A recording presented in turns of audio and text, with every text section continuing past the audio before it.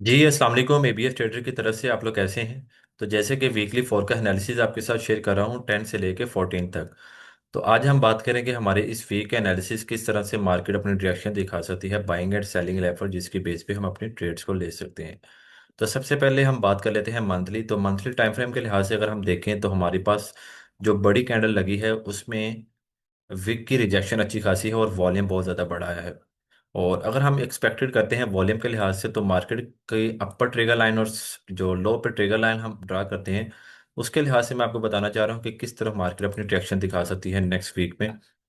अगर तो मार्केट इस वीक के लिहाज से और इस मंथ के लिहाज से, जैसे कि मंथली टाइम फ्रेम है, तो मंथ के लिहाज से जो कैंडल बनी है वो अच्छी खासी रिजेक्शन की कैंडल बनी हुई है, वॉल्यूम बहुत ज़्यादा बड़ा आया है। अगर ये कैंडल नीचे वाली साइड पे ब्रेक हो जाती है कुछ इस तरह से कोई कैंडल डाउन साइड पे ब्रेक करती है तो उसके ऊपर कोई छोटी मोटी विग भी आ जाती है इस तरह से, और इसका रेड कलर है। तो उसके मुताबिक अगर हम देखें तो मार्केट के एक्सपेक्टेड जो फर्स्ट हमारे पास जो जोन होने वाला है वो बेसिकली हमारे पास जोन होने वाला है ये वाला। इस जोन के अंदर अंदर मार्केट आएगी। मतलब कि हमारे पास जो जोन का एरिया है वो तकरीबन 3477 का एरिया, मतलब कि 3400 का एरिया जो हमारे पास एक्सपेक्टेड है। 4000 के लेवल पे अभी खड़ी हुई है। इधर से अगर मार्केट गिरती है तो तकरीबन $600 मार्केट नीचे गिर सकती है। तो लास्ट टाइम भी जब मार्केट ने अपनी बड़ी टाइम फ्रेम के लिहाज से बड़ा जो अपना लगा हुआ था वॉल्यूम उसको जब ब्रेक किया था तो मार्केट अच्छी खासी नीचे गिरी थी, कुछ मंथ गिरती ही रही थी। उसके लिए अगर आप देखें तो ये एग्जांपल आपके सामने ही है। ये बड़ा वॉल्यूम आया था, उसके बाद मार्केट काफ़ी ज़्यादा मंथ, तकरीबन 7 to 8 मंथ मार्केट नीचे ही गिरी थी। तो काफ़ी ज़्यादा मूवमेंट डाउन साइड पे देखने को मिलती है जब इस तरह का वॉल्यूम डाउन साइड पे ब्रेक होता है। और हम इसको अगर प्रॉपर सिनेरियो के लिहाज से देखें तो हमारा ये बाइंग क्लाइमेक्स होती है। बाइंग क्लाइमेक्स का जब भी लो ब्रेक होता है तो मार्केट अच्छी खासी नीचे वाली साइड पे गिरती है। तो अब हम बात कर लेते हैं वीकली में हमारे पास कौन से ऐसे बाइंग एंड सेलिंग लेवल है जिसको हम देख के अपने ट्रेड्स को ले सकते हैं। और इस वीक की बात करते हैं कि कौन से इंपॉर्टेंट जोन है। सबसे पहले अगर आपको देखने को मिलेगा कि हमारे पास जो बड़ा वॉल्यूम लगा हुआ है वो इस सेल की कैंडल में लगा हुआ है। और इस सेल की कैंडल का हमने हाई एंड लो मार्क कर लिया। उसके बाद हम मार्क करते हैं इसकी बॉडी का ओपन एरिया और क्लोजिंग एरिया। ये बॉडी का ओपन एरिया था, तो यहाँ से अगर देखें बॉडी का एरिया है तो यहाँ से मार्केट ने डाउन साइड पे गई है लेकिन नीचे से स्वीप करने के बाद इन साइड ही क्लोजिंग दी है। तो मतलब क्या है, अभी मार्केट डाउन साइड पे है। और अगर जब तक ये इसका हाई ब्रेक नहीं करती तब तक मार्केट अपने बाइंग को कंटिन्यू नहीं कर सकती प्रॉपर। तो उसके पहले अगर हम देखें तो इस वीक की अगर कैंडल देखें तो वो भी छोटी सी बन रही है, लेकिन क्या है, बाइंग के लिए एक इंडिकेशन दे रही है लेकिन वॉल्यूम लो है। इसका मतलब क्या है कि बाइंग का प्रेशर है लेकिन प्रॉपर वो चल नहीं सका। और इसके बाद अगर हम डाउन साइड पे देखें तो एक फेयर वैल्यू गैप हमारे पास ये पड़ा हुआ है जिसको हम बाय के लिए यूज़ कर सकते हैं। और इंट्राडे ट्रेड के लिए या स्कैल्पिंग के लिए हम इसको यूज़ कर सकते हैं। उसके बाद हमारे पास अगर हम यहाँ पे देखें तो इसको मैं डिलीट कर रहा हूँ अभी। और यहाँ पे आपको देखने को मिलेगा 1 2 तकरीबन 3 to 4 टाइम यहाँ पे फेयर वैल्यू गैप पड़ा हुआ है। इसको मैं मेजर करता हूँ यहाँ से लेके यहाँ तक का एरिया। और हमारा जो बन रहा है वो ये जोन अच्छा है बाइंग के लिए एक वीकली के लिहाज से। इसके बाद अगर हम यहाँ से यहाँ पे देखें तो हमारे पास तकरीबन यही एरिया बनता है सेंटर एरिया, ये वाला एरिया जिसको हम 37 87 का एरिया कह सकते हैं। यहाँ से बाइंग अच्छी मिल सकती है हमें। और जब ये मार्केट इसके हाई को ब्रेक कर देती है, फॉर एग्जांपल यहाँ पे अगर मार्केट की अच्छी क्लोजिंग देती है तो ज़्यादा चांसेस हैं फिर बाय की एक इंडिकेशन मिल जाएगी। वो कहाँ तक, वो यहाँ तक हमारे पास 42 64 तक हमें इंडिकेशन मिल जाएगी। अगर नेक्स्ट वीक में यहाँ पे कैंडल क्लोज कर जाती है फॉर एग्जांपल यहाँ पे, तो हमारा जो नेक्स्ट टारगेट होने वाला है वो 42 65 का एरिया होगा। बेशक इतनी ही कैंडल क्लोज करे लेकिन डाउन साइड पे विक बड़ी हो, ऊपर वाली साइड पे विक बड़ी ना हो, तो तब हम एक्सपेक्टेड कर सकते हैं हमारे 4265 का एरिया हमारा टच हो सकता है। उसके अलावा अगर हम डेली की बात करें, डेली में आने के बाद हम इसको सबको डिलीट करते हैं।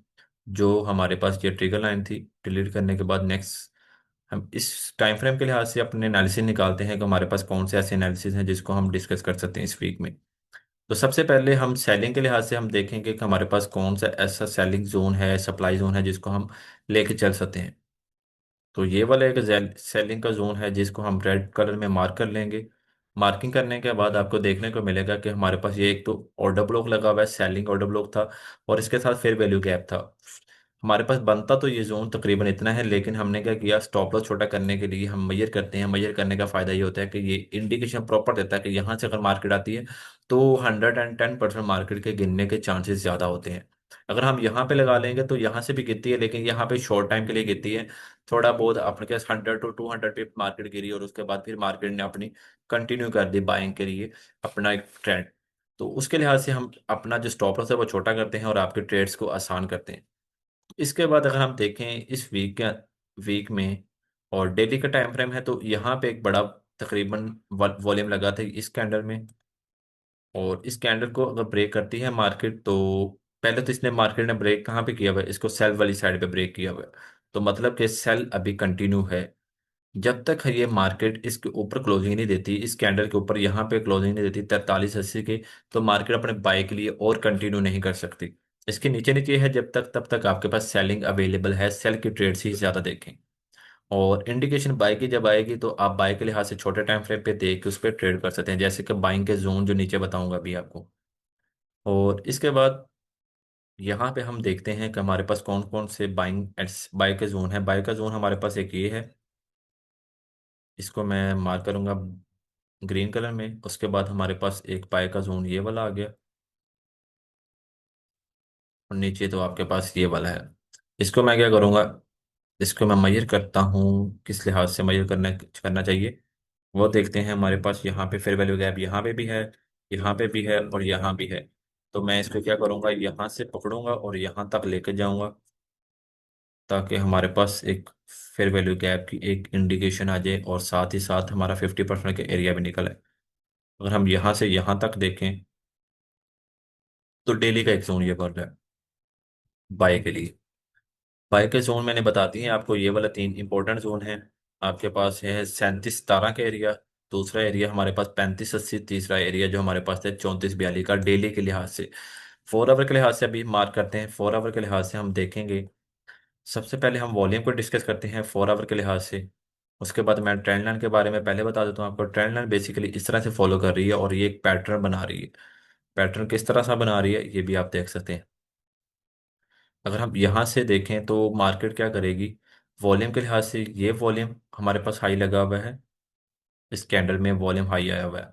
और अगर मार्केट इसको डाउन साइड पे ब्रेक करती तो ज़्यादा चांसेस है कि इसको डाउन साइड पे इस तरह से ब्रेक कर दे। फिर ब्रेक करने का मतलब यहाँ पे आए, यहाँ से डाउन करे, ब्रेक इस ट्रेंड लाइन को बेसिकली ब्रेक करने के बाद इसको रीटच करे, तो हमारा ये टारगेट जो पहला होने वाला है वो ये वाला एरिया है, 3824 का एरिया, 3824 का एरिया। उसके बाद नेक्स्ट एरिया जो हमारे पास है वो 3720 का एरिया लगा लें हम।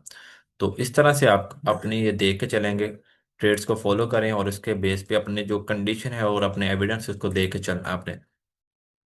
इस वॉल्यूम की बेस पे अगर वॉल्यूम ये ब्रेक होता है अप साइड पे, तो हमारा वो टारगेट कौन सा होने वाला है। अगर ब्रेक इस साइड पे ब्रेक करता है तो हमारा नेक्स्ट टारगेट जो होने वाला है उसकी कंडीशन भी बता देता हूँ। यहाँ पे ब्रेकआउट दे इस तरह से, इसको रिटेस्ट करने के बाद हमारा पहला टारगेट होने वाला है 4131 का एरिया। सेकंड एरिया जो हमारे पास है वो है 4186 का एरिया पाए के लिए। लेकिन ज़्यादा चांसेस यही हैं कि अभी हमारे पास सेल के लिए ज़्यादा इंडिकेशन है और सेल का ट्रेंड है बेसिकली। और जब तक इस एरिया को ब्रेक नहीं करती मार्केट, तब तक हम अपने बाय को नहीं दे सकते, क्योंकि ये कन्फर्म हाई पड़ा हुआ है इसका। कन्फर्म लो ये बनता है, कन्फर्म हाई ये बनता है। जब तक कन्फर्म हाई नहीं टूटता तब तक हम अपनी बाय के ट्रेड्स को कंटिन्यू नहीं कर सकते स्ट्रक्चर के लिहाज से। अभी H1 के लिहाज से अगर हम देखें तो H1 के लिहाज से हम अपने जोन को मार्किंग करें, कौन कौन से इंपॉर्टेंट जोन है, इसको मैं डिलीट करूं अभी। H1 के लिहाज से हम देखें तो हमारे पास एक फेयर वैल्यू गैप ये पड़ा हुआ है और इसके साथ ही हमारे पास ऑर्डर ब्लॉक भी है। तो इसको मैं मेजर करता हूँ पहले तो। यहाँ से यहाँ तक मेजर करने का मकसद यही है, यहाँ तक करेंगे क्योंकि डाउन साइड पे है। तो ये एरिया मैं निकाल रहा हूँ इसके बाइंग के लिए।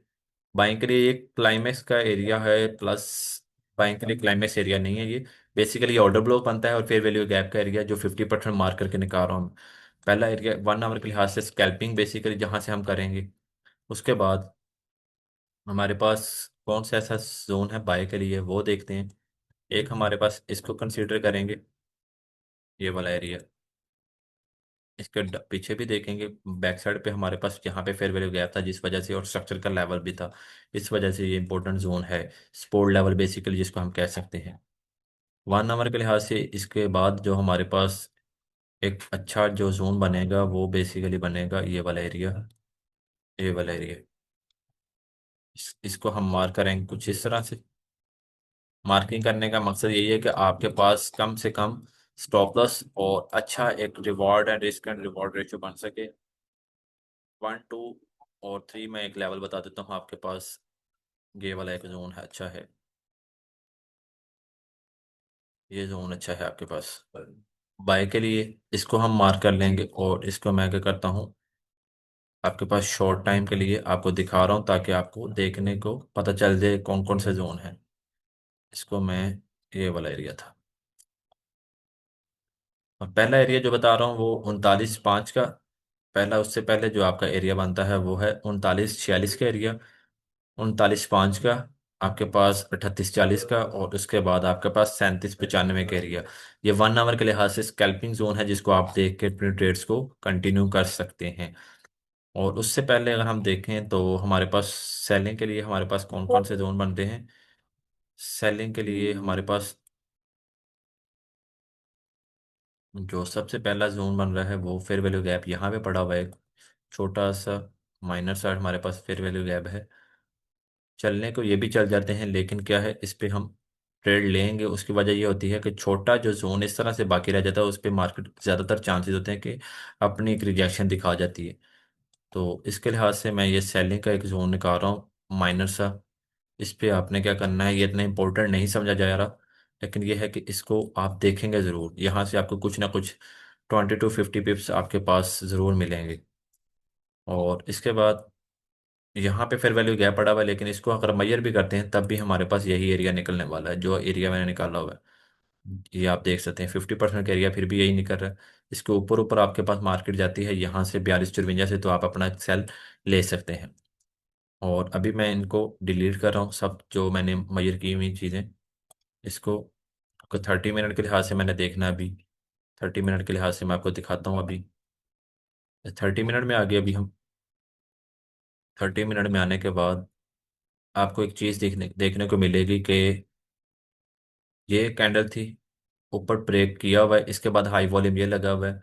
और सबसे पहले आप इसको देखें स्ट्रक्चर के लेवल को, तो इसके ऊपर मार्केट ने क्या किया है, अपसाइड से मार्केट ने प्रॉपर लिक्विडिटी स्वीप किया, इन साइड आकर क्लोजिंग दी है। और दूसरी बात क्या है, इसका वॉल्यूम भी हाई दिया हुआ है। वॉल्यूम हाई दिया, उसके बाद नेक्स्ट कुछ टाइम के बाद कुछ कैंडल्स के बाद एक और वॉल्यूम हाई लगा है।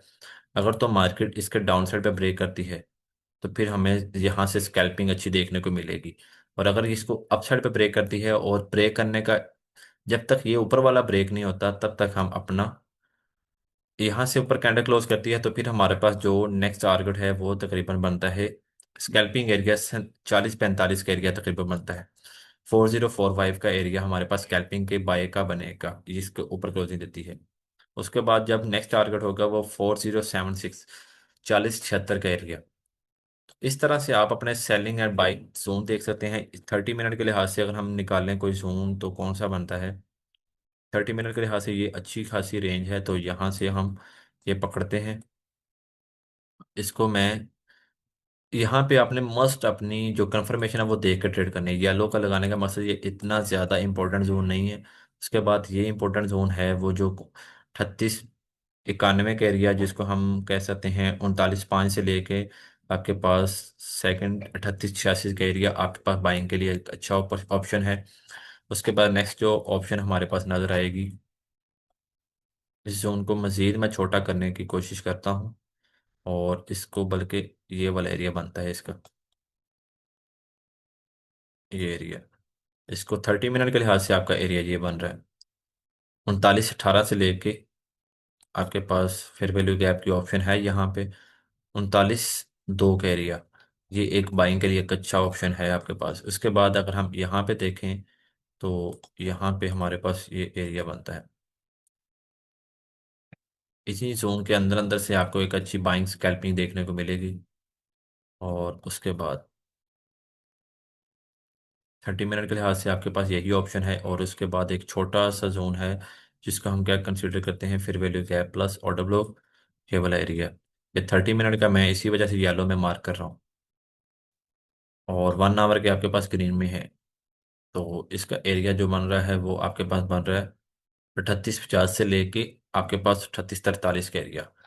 इस तरह से आप अपने लेवल मार्किंग करके अपने ट्रेड्स को कंटिन्यू करके आप स्कैल्पिंग बेसिकली या इंट्राडे ट्रेड कर रहे हैं या स्विंग ट्रेड कर रहे हैं, तो उसके मुताबिक आप देखिएगा अपने हाइज एंड लोज को लाजमी देखा करें कि कौन सा हाई टूटा है, कौन सा आपका लो टूटा है, उसके बेस पर ट्रेड लाजमी लिया करें। स्ट्रक्चर आपके पास मेन जो चीज़ है स्ट्रक्चर, हाइज एंड लोज आपको पता होना चाहिए। रिवर्सल कहाँ से आ रहा है, इन चीज़ों का पता होना चाहिए। कंफर्मेशन कौन सी है, उन चीज़ों का पता होना चाहिए, तभी आप अपनी ट्रेड्स को कंटिन्यू कर सकते हैं।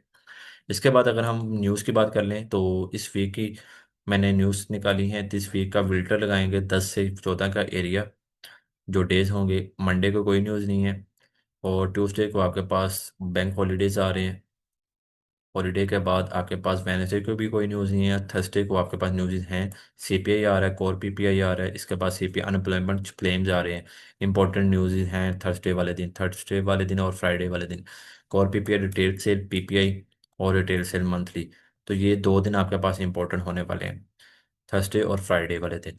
तो काइंडली न्यूज़ के पहले आप अपनी ट्रेड ना लिया करें, न्यूज़ के आने के बाद अपनी कोशिश किया करें कि अपनी कंफर्मेशन के साथ ट्रेड करें, ताकि आपका प्रॉफिट हो ना कि नुकसान हो। जो लोग पहले कर लेते हैं ट्रेड्स, उनका ये होता है कि वो 50-50 पे बैठे होते हैं, उनके पास कोई कंफर्मेशन नहीं होती, वो तुक्के की बेस पे अपनी ट्रेड कर रहे होते हैं। तो काइंडली कंफर्मेशन लाजमी लिया करें, कौन सी ऐसे बाइंग एंड सेलिंग कंफर्मेशंस हैं जिनको पैटर्न को हम देखते हैं। तो वो अगर सीखना चाहते हैं तो हमारे व्हाट्सएप नंबर पे हमसे रब्ता करें, उसके बाद आपको प्रॉपर सिखाया जाएगा। और इसके बाद टिकटॉक पे भी और हमसे कमेंट करके पूछ सकते हैं, और यूट्यूब पे भी। थैंक यू, क्या रखिएगा, अल्लाह हाफिज़।